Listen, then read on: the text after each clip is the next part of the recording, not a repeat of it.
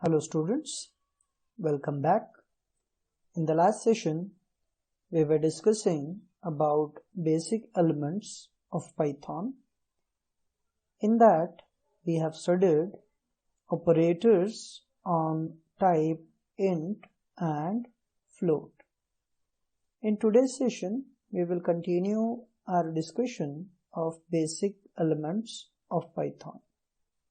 In that, we will discuss variables and assignment, and then idle IDE. So let's start.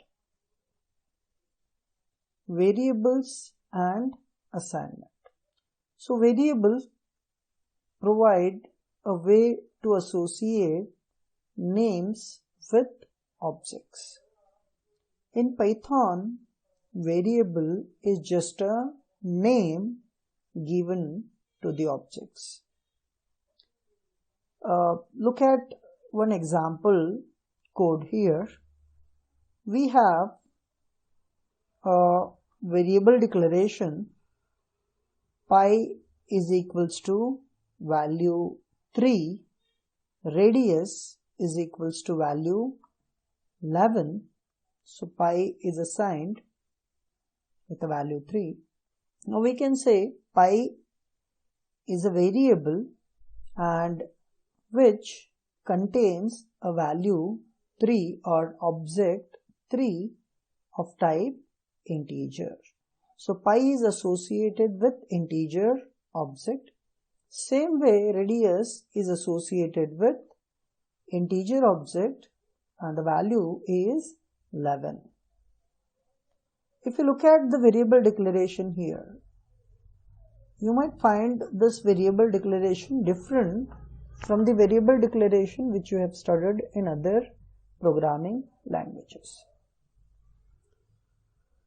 Python is a typeless language, or like we say Java is strongly typed language. That means the data type is declared for every variable. But in Python, the data type for the variable is not declared explicitly.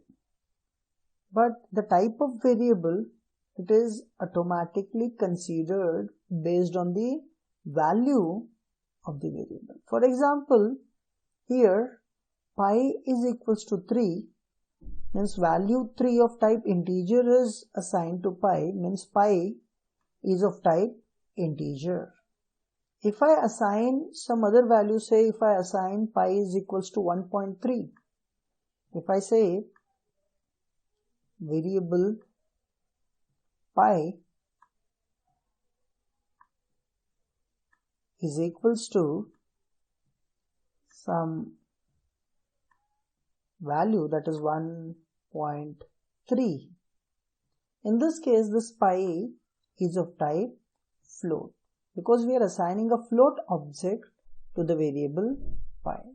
So no need to explicitly declare the type of variable in Python. So this is how we create variables in Python, remember. So we have assigned 3 to variable pi, radius is associated with integer value 11.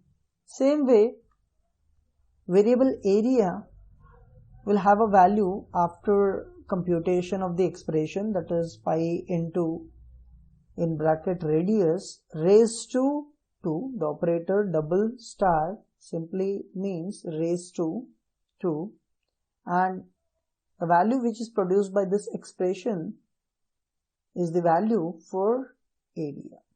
Now look at the diagram, the left image of a diagram, and this image depicts how variables are associated with the objects. So pi is associated with the object 3, means it is pointing to the object 3. Radius, it is pointing to the object 11. Same way area, it is pointing to the object 363. Now if we assign or reassign a radius with a value 14, initially radius was assigned a value 11, or radius is associated with integer value 11. Now we have again reassigned radius with the integer value 14. Look at the diagram number 2. Now radius, earlier it was pointing to the object 11, now it is pointing to the object 40. So as I've told you, variable is just a name in Python. It may point to any object you assign to it. Now if you look at closely here, 14 is not stored in the same memory location of 11. 14 has been assigned a different memory location. Only the association has been changed. Radius was earlier associated with 11. Now radius is associated with a value 14 or object 14. Okay. This is how we declare variable and assign value to it. Okay. Let's go in detail about the variables. In Python, variable names can contain both uppercase and lowercase letters, digits, and special characters, like you can have variable name which starts with underscore. So there are certain rules while declaring variable names, and these rules are almost similar to the rules we have in other programming languages like C and Java. Okay, then Python variable names are case sensitive. Like in C and Java, even Python variable names are case sensitive. That simply means a variable name A and variable name A, that is capital A, both are considered as different variables. Okay, next there are small number of reserved words in Python that have built-in meaning and cannot be used as variable names. As in other languages, even in Python, keywords or reserved words cannot be used as variable names. And do you know about keywords in Java or in C programming? Which are the keywords? Like, for example, you have while, do while, int, float, class. All these are keywords. And these keywords cannot be used as a variable name in Python. Okay, good way to enhance the readability of code is to add comments. We already know that comments are very helpful to increase readability or understandability of a program. To understand program easily, we can add comments at different locations in the program. So how comments are added in Python? In Python, we use a symbol, that is hash symbol, to add comments. So using hash symbol, we can add comments in Python programming language. Unlike in C and Java, where we use double forward slashes, in Python we have to use hash. Okay, next important thing, it is multiple assignment. There's one more interesting thing in Python is called as multiple assignment. Multiple assignment simply means we can assign more than one values to more than one variables at a time. At the same time we can assign. Look at this example here. Now we have two variables x, y, and that is equals to values 2, 3. Here these values are assigned in sequence to these variables. Means 2 is assigned to variable x and 3 is assigned to variable y. So object 2 is assigned to x and object 3 is assigned to y. And this is called as multiple assignment. We have seen assignment in other languages also. You assign values to variables. But those languages support multiple assignment. Just check it out. So multiple assignment means I can declare not only 2, I can declare any number of variables, and I can again bind value to those variables. Say I can say A, comma B, comma C, and I may pass a value like 1, comma 2, comma 3. So the value 1 is associated with A, and 2 with B, and 3 with C. So like this, in a single statement we can assign values to multiple different variables. Now look at one more example here. Now this example simply explains how easily we can swap the values of variable in Python because of this multiple assignment. Now look at this example. Again, x comma y is equals to 2 comma 3. That simply means 2 is assigned to x and 3 to y. Then what we have done is x comma y is equals to, now we are switching the values, and how we have passed y comma x. Now the value of y, if you look at, the value of y is 3. So this statement will something like 3 comma, what is the value of x? Value of x is 2. So it is 2. So here 3 is assigned to x and 2 is assigned to y. So when we print it, so this time it will print, how we are printing, that is also important. In single quotes we have x is equals to x, x is equals to comma x. So print statement can take multiple arguments. Remember, comma separated arguments. All the arguments are concatenated and displayed on the screen. So the output may look like x is equals to the value of x. After switching, the value of x will become 3. And same way it will print something like that. Y is equals to, the value of y is 2. So we are switching the values of variable here. Earlier x was having 2 and y was having 3. Now after this particular statement, x is having 3 and y is having 2. So how simply we can switch the values of variable in Python by use of multiple assignment. Okay, the same output is displayed here. Okay, this is about multiple assignment. Okay, next is idle. Idle, it is an IDE. IDE simply stands for Integrated Development Environment.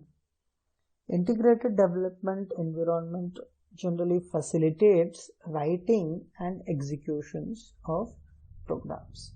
So you can easily write and execute programs by using IDEs. Now idle is one such IDE using which you can type Python programs and you can execute it easily. So typing Python programs directly into shell, we have studied about shell in the beginning session, is highly inconvenient. Most programmers prefer to use some sort of text editor that is part of an integrated development environment. Now if I ask you to write a Python program, say for calculating factorial of a number, yes, you can type this program directly in the shell, in the command prompt of Python, which we have studied in the earlier session. But the problem with the shell is that you can type only a single command at a time. You cannot type your complete program and you can execute on the shell. You can type a single command, a single statement, and once you move to the next line, that particular statement is immediately executed. So that is the problem with the shell. But usually what we want is we want to write a complete program first, and once we write the complete program, then we want to execute it as a single file. And for that you need a editor to write a program. So one such good editor, you can say, that is, or IDE, is idle. So okay, IDE that comes as part of standard Python installation package. So idle, no need to install idle separately, because when you install Python, along with Python, even idle is installed. So this idle provides certain things. What idle provides? Idle provides a text editor. So idle IDE contains inbuilt text editor where you can write your program. Even it has syntax highlighting, means it will highlight, like keywords and all are highlighted in your program automatically. It even has auto completion feature. Suppose you type some of the characters, it may even display you related list of characters on the screen. So auto completion facility is also provided. It has smart indentation. Even it provides facility, or it facilitates programmer by automatically adjusting the indentations. No need to again specify indentations by the programmers, but Python IDE, this idle, will automatically adjust some indentations. Next, a shell. It provides a shell with syntax highlighting again. Idle contains a shell to execute the Python commands. And lastly, it has an integrated debugger to debug your program. So these are the things which are provided by the idle IDE. Now let's practically see how to open this idle and how to type command or write a program inside this idle. If you remember, we have already seen this idle when we have installed Python in the previous session. So one more time we will just see how to open idle, how to type commands in the idle. Okay, to start your idle, just click on your start button and type idle. If Python is already installed in your system, you will get an idle highlighted here. So idle Python GUI, just click on it. Once you click on idle, so idle, first you will see a shell, Python shell. I told you Python has an integrated shell.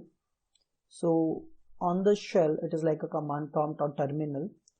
On the shell, you can type and execute your Python commands. But the problem with the shell is you can only type a single command at a time. Let's say executing that previous program which we have seen, example program of switching the values or swapping the values of two variables here on the shell first. So how we have declared multiple assignment, it was x comma y is equals to 2 comma 3. So this is my first statement. I press enter here. So values, that is 2 is assigned to x and y is having value 3. How to check those values? You can simply print it. You can use a print statement, print x. Now you can see x is having value 2, and if I say print y, y is having value 3. So I'm able to execute a single statement at a time. I'm not writing a complete program here because I am on the shell. Now let's swap the values of x and y. For that, we can write something like x comma y is equals to y comma x and press enter. Now the values have been swapped. Now if I print the value of x, now you can see x is having value 3. Earlier x was having value 2. X was having value 2. Now x is having value 3. And if I print y here, Now you can see y is having value 2. Now this is how you can execute your Python commands on the shell, but one line or one statement at a time. But if you want to write a complete program and you want to execute it, you have to go to the menus which are provided here. We have a file menu with some options. We will study one by one. Here, file, then we have an option that is new file. Click on new file. It will open an editor. Python, this idle contains an editor also. So it will open an editor. You can directly start typing your program in the editor. See, in Python, the execution always start with the first statement. So there is no main method like of thing here. So you can directly start typing your program from the first line. So the same program, I'll type it here. So I'll say x comma y is equals to 2 comma 3. Then second line, see, this is an editor. I'm not executing it here. I'm still typing the program. The second line, I may say, okay, if I want to print the output also, after assigning the number, I may say print x. Idle has syntax highlighted. Now in the PPT we have studied, it has a syntax highlighted. So print is a keyword here, so it has been highlighted here. Print x, then we'll say print y.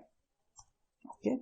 Then I'll swap the values. I'll say x comma y is equals to y comma x. And after that again I'll print it. Print in single quote x is equals to, this will be printed as it is, and comma the value of x I wanted to print, so I'll say x. Same way I may say print in single quote y is equals to, or even I can use double quotes. So this is our program. So how to save this program? Just go to file, click on save. Again, you can save this program anywhere you want. You can save it in E drive in your folder. Okay, what name you should give to your file? You can save Python program with any name. I'll simply say temporary, so I'll say temp. You can give an extension .py, otherwise in the save as type you can already see py extension, so directly you can click on save. Now the program has been saved. Now how to execute this program? To execute the program, simply go to run and run module. Now you can see all the statements are executed continuously and we are getting the output of those statements. So initially we have printed the values of x and y. So first I printed the value of x, it was 2, value of y was 3. After swapping again we have printed, so value of x it has become 3 and value of y has become 2. So this is how you can write your programs inside this idle IDE, which provides an editor and a shell to write and execute your Python programs. Okay, that's it for today's session. Thank you.